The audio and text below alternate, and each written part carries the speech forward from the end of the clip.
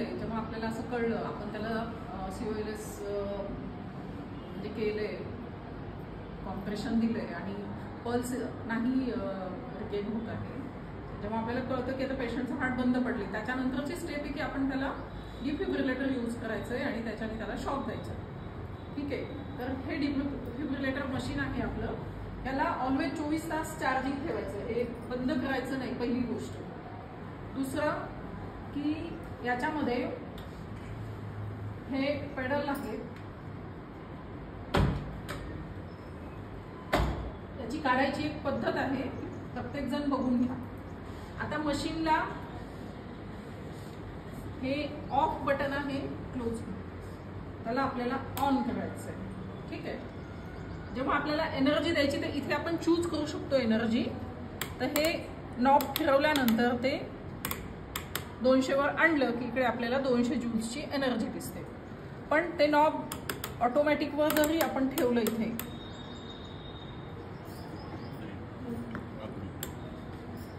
तर आपण ह्या बटनांनी ऑपरेट करून त्याला एनर्जी आणि चार्ज देऊ शकतो. तसेच बटन्स आपल्याला इथे पण दिलेले आहेत,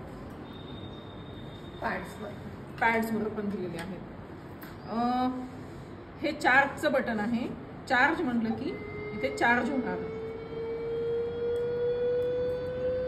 चार्ज झाल्यानंतर शॉक देण्यासाठीचं इथे बटन आहे किंवा हे इकडे, आणि तसंच आपल्याला इकडे पण दिलेलं आहे.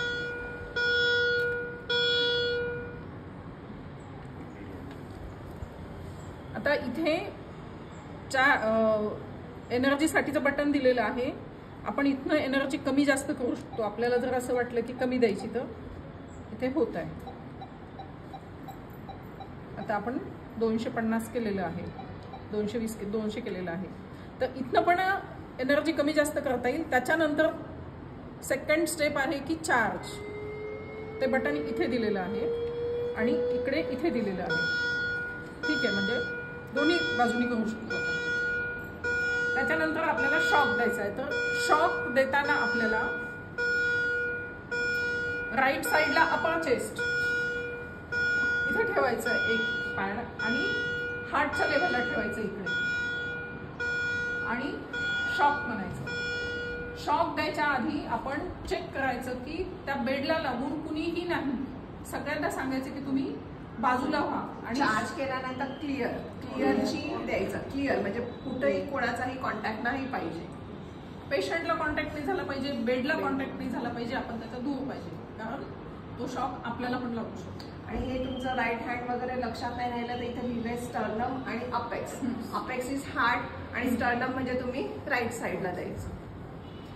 तर असं आपल्याला शॉक द्यायचा आहे आणि मग हार्ट ऍक्टिव्हिटी चालू झाली की आपल्याला पल्सनी पण कळेल. इकडे ECGचे लीड जर आपण पेशंटला लावले असेल तर इकडनं ECG पण बाहेर आले आपल्याला कळेल की हार्ट ऍक्टिव्हिटी चालू झाली.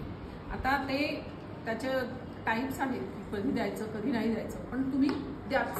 असं तुमच्या लेवलला तुम्ही कधी पेशंटचं हार्ट बंद पडलं तर तुम्ही शॉक दिलाच पाहिजे. अगोदर सगळ्यात पहिले COLS ट्राय करायचं. तरी पण नाही, 3-4 मिनिटं तुम्ही करताय नाही होते, काही चान्सेस नाहीये, तर तेव्हा हे डिफिब्रिलेटर